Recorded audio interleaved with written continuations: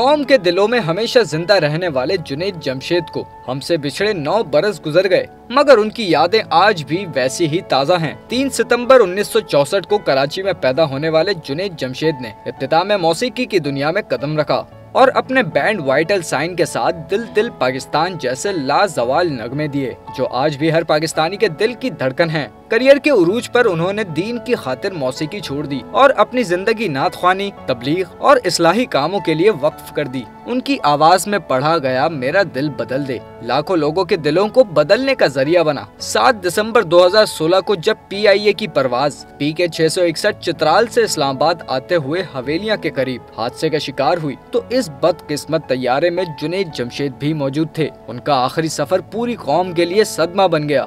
आज भी उनकी मुस्कुराहट, नरम लहजा और रूह को छू लेने वाली आवाज लोगों के दिलों में जिंदा है।